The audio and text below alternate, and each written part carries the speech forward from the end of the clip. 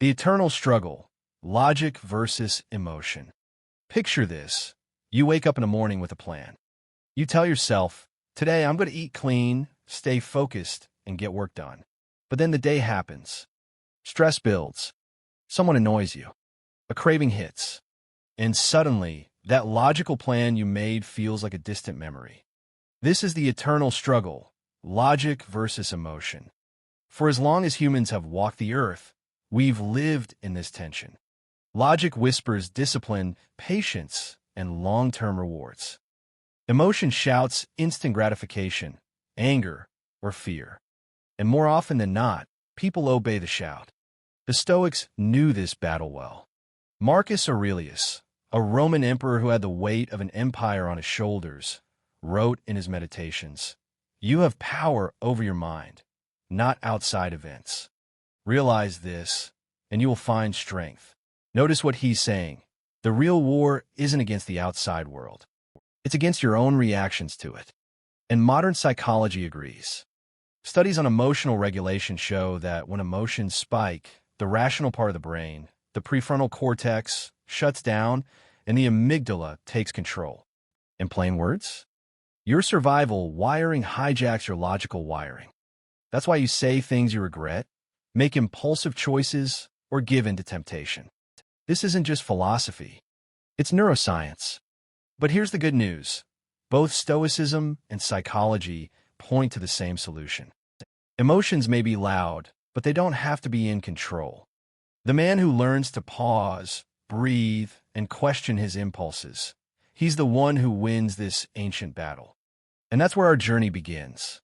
Because once you understand this inner war, you can start using the strategies of both Stoic wisdom and modern psychology to master it. Why emotions control most people. Let's be brutally honest. Most people are not in control of their lives. Their emotions are. Think about it. How many decisions in a single day are driven not by logic, but by how you feel in the moment? You skip the gym because you don't feel like it. You lash out at someone because anger clouds your judgment. You procrastinate because you aren't in the mood. You eat junk food because stress tells you it's a reward. And here's the harsh truth. This is how most people live their entire lives. Reactive, impulsive, and enslaved by emotions they don't even recognize. The Stoics called this slavery to passion. Epictetus, once a slave himself, wrote, "No man is free who is not master of himself." Psychology says the same thing. There's a concept known as emotional hijacking. When your amygdala, the brain's alarm system, detects a threat, real or imagined, it overrides rational thought. That's why a harsh email feels like a personal attack, why a delay feels like disaster, why rejection feels like the end of the world. But here's what makes it worse. Modern society feeds this emotional hijacking. Social media thrives on outrage. Advertisers prey on your insecurities. News cycles manipulate your fear. Everywhere you turn, something is trying to keep your emotions triggered, because triggered people are easier to control, easier to sell to, easier to distract. Most men never escape this cycle. They confuse reacting with living. They think freedom means doing whatever I feel like. But in reality, that's not freedom. It's a leash. And the one holding that leash is every external trigger that owns your emotions. So why do emotions control most people? Because they never question them. They never step back, pause, and ask, is this reaction serving me or enslaving me? The good news? Both Stoicism and psychology give us the tools to cut that leash. But the first step is seeing the cage you're in. Marcus Aurelius and the Stoic view of feelings. Marcus Aurelius wasn't just a philosopher. He was an emperor. Imagine ruling the most powerful empire on earth, surrounded by constant wars, betrayal, and the crushing pressure of millions depending on you. And yet, in the quiet of his tent, Marcus didn't write about politics or conquest. He wrote about mastering himself. In his Meditations, he reminds himself again and again, if you are distressed by anything external, the pain is not due to the thing itself, but to your estimate of it. And this you have the power to revoke at any moment. What does this mean? Marcus wasn't denying emotions. He felt anger, grief, fear just like us. But he refused to let those emotions dictate his actions. For him, feelings weren't commands. They were signals. They showed up, but he decided whether to obey them. This is where Stoicism often gets misunderstood. People think Stoics were cold, emotionless statues. But that's not true. The Stoics didn't reject emotions. They reframed them. Anger? A signal that your expectations were broken. Fear? A reminder to prepare, not to panic. Grief? Proof that you loved deeply, but also that life is fragile. Stoicism teaches that emotions are natural. What matters is how you interpret them and how you respond. In today's language, it's not emotional suppression, it's emotional regulation. And here's where psychology beautifully aligns. Cognitive behavioral therapy, CBT, one of the most powerful tools in modern psychology, is built on the Stoic idea that it's not events that disturb us, but our interpretation of them. Marcus understood this long before psychology gave it a name. He knew that the man who masters his interpretation masters his reality. That's why he could lead an empire without being consumed by the chaos around him. So when you think about Stoicism, don't imagine becoming a rock that feels nothing. Imagine becoming a mountain, grounded, steady, unshakable. The winds of emotion may blow, but they can't move you. Modern psychology on emotional traps. If Marcus Aurelius had access to modern psychology, he would have smiled. Because science now confirms what the Stoics knew centuries ago. Our biggest enemy isn't the world, it's the traps of our own mind. Let's break down a few of the most common emotional traps that psychology has identified. 1. The negativity bias. Our brains are wired to notice threats more than opportunities. That's why you can receive 10 compliments but obsess over one criticism. This ancient survival mechanism kept our ancestors alive, but today it keeps us anxious, defensive, and reactive. 2. Emotional reasoning. This is when you assume something must be true simply because it feels true. I feel worthless, so I must be worthless. I feel jealous, so they must be betraying me. Psychology shows that this thinking is deeply flawed, yet most people live by it every day. 3. Catastrophizing. Ever had one small setback and immediately imagine your entire life falling apart? That's catastrophizing, the tendency to blow problems out of proportion. The Stoics would call this a failure of reason, letting your imagination create unnecessary suffering. 4. Rumination. This is when you replay painful events in your mind over and over again, like a broken record. Modern psychology warns that rumination fuels depression and anxiety. Stoicism warned about the same thing. Dwelling on what you can't change is the fastest way to weaken your spirit. 5. Impulse reactions. Emotional hijacking makes you say things you regret, quit too soon, or chase temporary pleasures that ruin long-term goals. In psychology, this is tied to poor emotional regulation. In Stoicism, it's simply called a lack of self-mastery. Now here's where it gets powerful. Modern psychology and Stoicism don't just diagnose the problem. They both point to the same solution. Psychology teaches mindfulness, reframing, and cognitive distancing. The Stoics taught presence, perspective, and detachment. Both agree, you can't stop emotions from appearing, but you can stop them from running your life. Marcus Aurelius didn't have neuroscience, but he lived by the same principle psychology teaches today. Between stimulus and response, there's a choice. And in that choice lies freedom. The tragedy is, most people never pause long enough to make that choice. They live in the trap, not realizing the key has always been in their hands. Emotional hijacking, when feelings override reason. Imagine this. You're driving home after a long day. Someone cuts you off in traffic, and instantly, your blood pressure spikes. Before your mind can catch up, you're honking, yelling, maybe even swerving in anger. A second later, you think, why did I lose it over something so small? That, right there, is emotional hijacking. In psychology, This happens when the amygdala, the brain's alarm system, overrides the prefrontal cortex, the part responsible for logic and decision-making. It's a primitive survival mechanism. When our ancestors saw danger, the amygdala took over to trigger fight, flight, or freeze. The problem? In today's world, the dangers aren't lions or wolves. They're emails, traffic jams, arguments, rejection, or even a critical comment online. And yet, our brain reacts as if our life is at stake. This is why you say things you regret in anger, eat junk when stressed, even if you promised yourself you wouldn't. Ghost someone after a small conflict because fear tells you to escape. Spiral into panic over problems that could be solved calmly. The Stoics understood this centuries ago. Seneca warned, "A man who suffers before it is necessary suffers more than necessary." In other words, we suffer not because of reality itself, but because we let our emotions hijack our reason. But here's the good news. Emotional hijacking doesn't have to be permanent.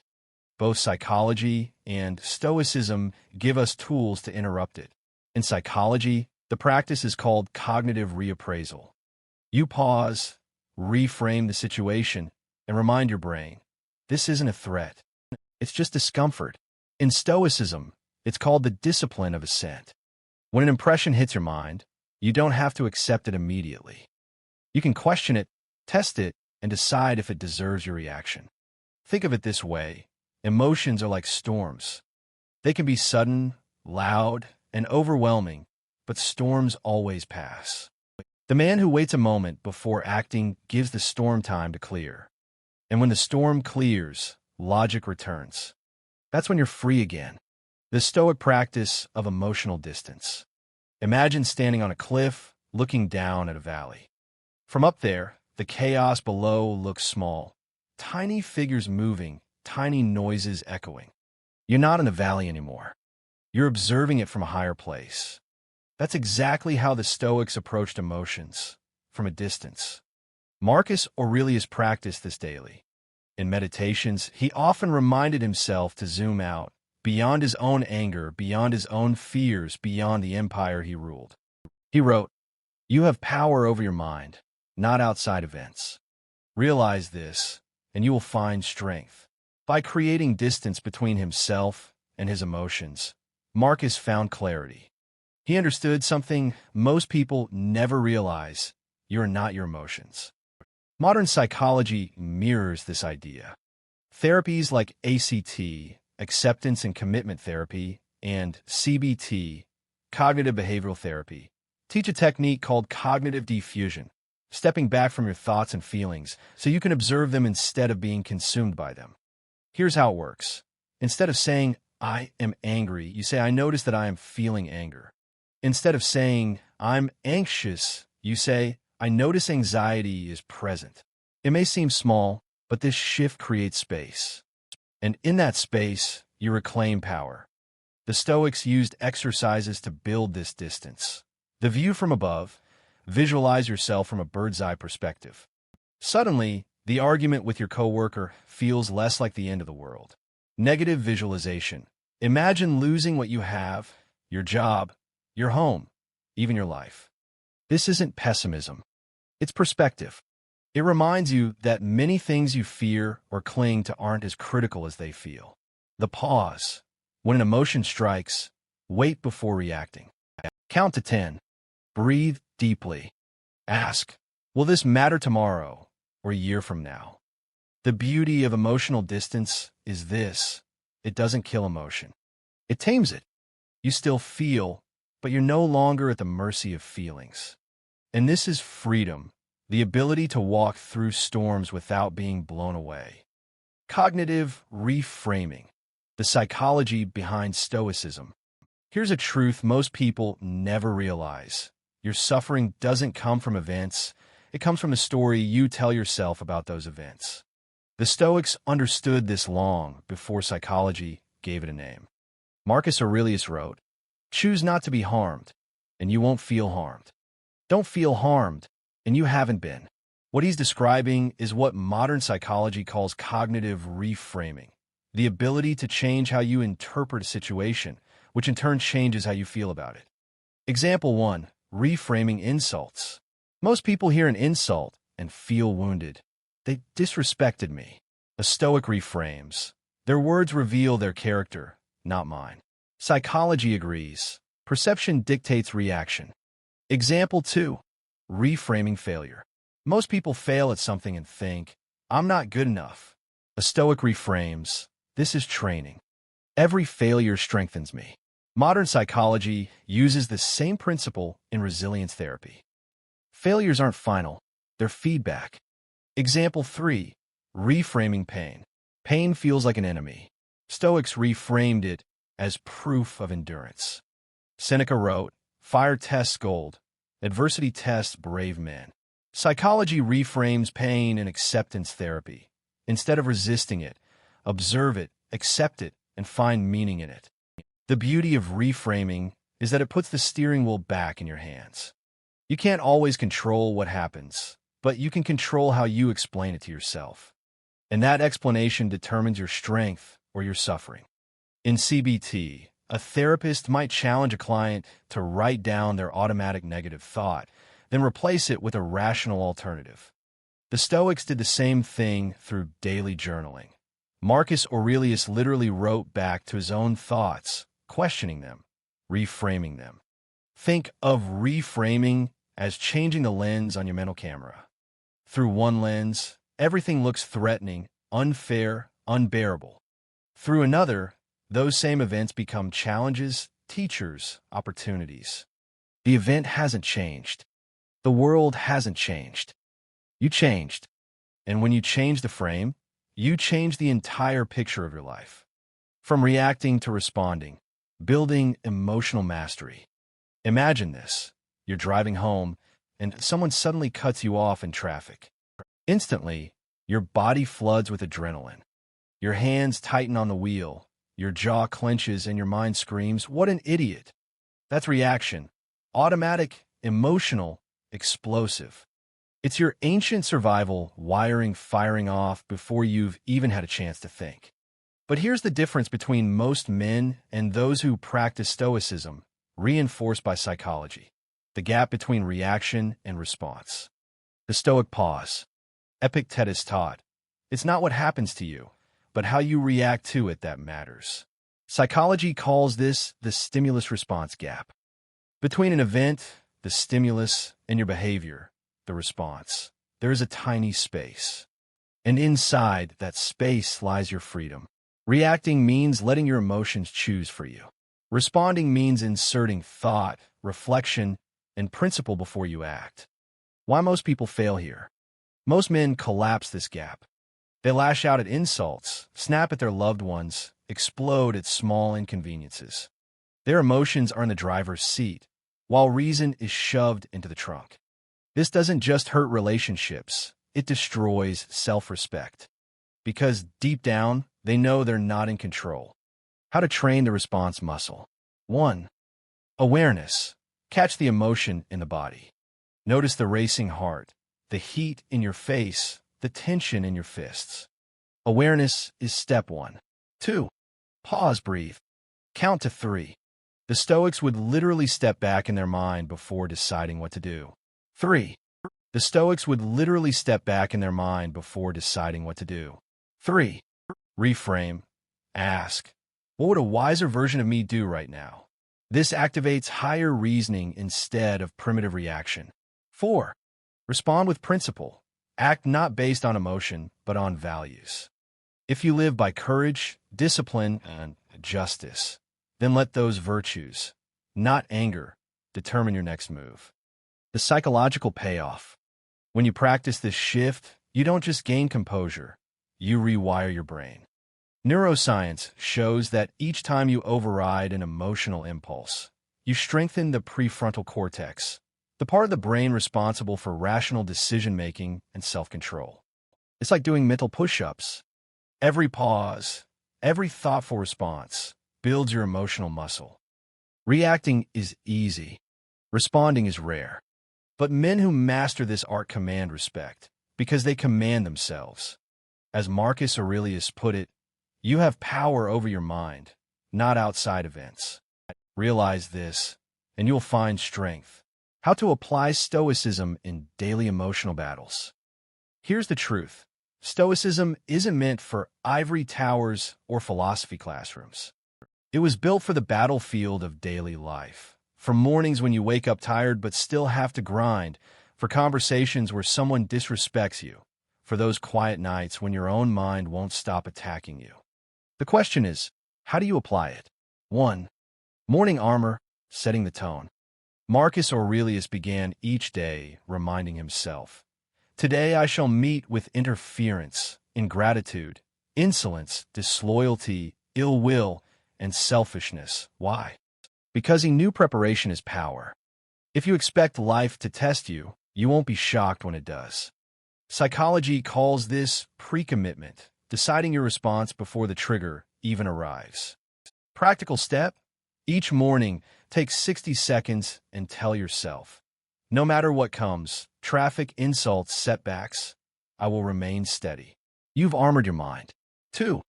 The daily reframe, turning pain into practice. When something goes wrong, an argument, a failure at work, pause and ask, what's the lesson here? How can this strengthen me instead of weaken me? This is Stoic reframing in action, reinforced by CBT. Every obstacle becomes training material. 3. The evening audit, owning your day. Seneca wrote, "Each day, I examine my entire day and go back over what I've done and said. Before bed, reflect. Did I react or respond today? Did I live by my principles, or did emotions take over? Where can I improve tomorrow?" This daily self-audit builds accountability, and psychology shows that self-reflection increases emotional regulation over time. 4. Anchor yourself in virtue. The Stoics simplified life down to a compass. Live according to virtue. If an insult comes, respond with justice, not anger. If temptation comes, respond with discipline, not indulgence. If fear comes, respond with courage, not retreat. Your path is already chosen. You just have to walk it. The real battle. Here's what most people get wrong. They think emotional control is about suppressing feelings. It's not. It's about mastering them, so they serve you instead of enslave you. Every day will test you, and every test is an opportunity to either collapse into reaction or rise into response. The more you practice these daily Stoic habits, the more unshakable you become. Not because life gets easier, but because you get stronger. The balanced man, integrating psychology and Stoicism. At the heart of this journey lies a paradox. Stoicism teaches us to master our emotions, but psychology reminds us that emotions themselves are not the enemy. They are signals, data points telling us what matters, what we value, and where we are vulnerable. The true strength of a man is not in erasing his emotions, but in integrating them with reason. Stoicism without psychology. If you take Stoicism too literally, you risk becoming cold, detached, and unfeeling, a statue rather than a man. You might suppress anger, sadness, or love so deeply that you cut yourself off from the richness of life. Psychology without Stoicism. But if you lean only on modern psychology, you might swing the other way, validating every feeling, indulging every impulse, believing that expression alone equals freedom. Without discipline, emotions can spiral into chaos. The integration. The balanced man walks the middle path. He feels deeply, but does not let feelings dictate his actions. He thinks clearly, but does not use logic to bury his humanity. He honors his emotional signals, but filters them through values and reason before acting. This is the integration of psychology and Stoicism, the modern warrior's mindset. A practical model for balance. 1. Acknowledge the emotion, don't deny it. I feel angry. I feel afraid. I feel sad. Naming it lowers its intensity. Psychology calls this affect labeling. 2. Examine the thought behind it. What story is fueling this emotion? What's the belief behind it? 3. Apply the Stoic filter. Ask, Is this in my control? Does this align with virtue? What would Marcus or Seneca advise? 4. Choose the higher response. Act not out of raw emotion, but out of principle.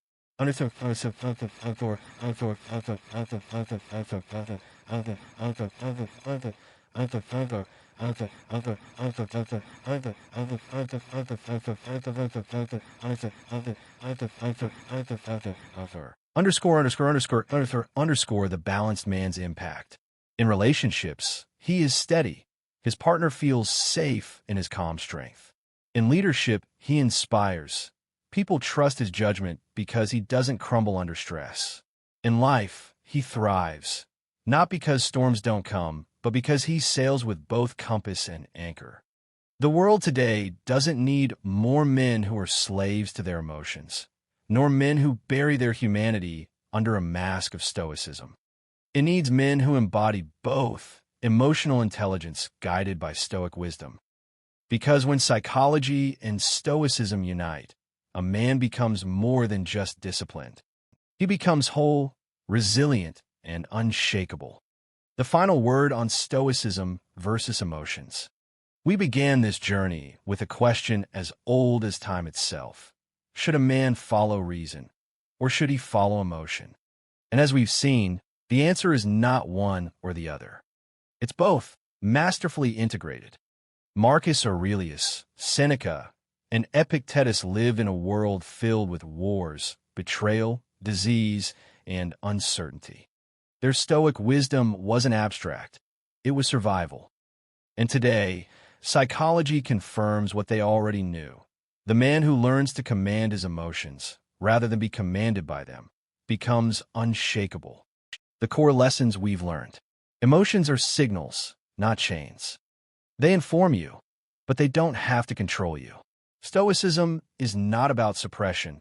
It's about choosing the higher response. Modern psychology gives us tools, cognitive reframing, emotional labeling, and mindful awareness that echo Stoic practices.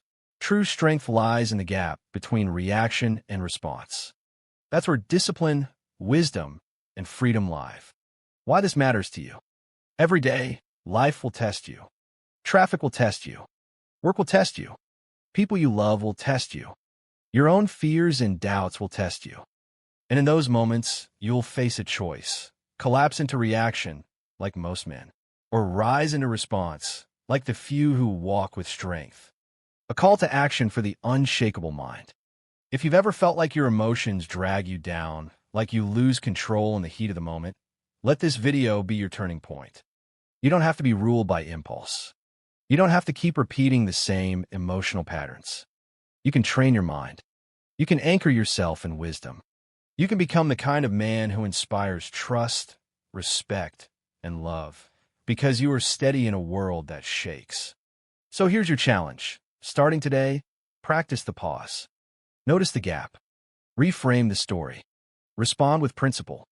And if you're ready to keep building an unshakable mindset, then subscribe, share this video with someone who needs it, and join this community of men walking the path of resilience and strength.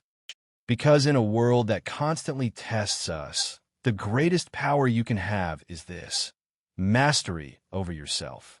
To make it upload ready,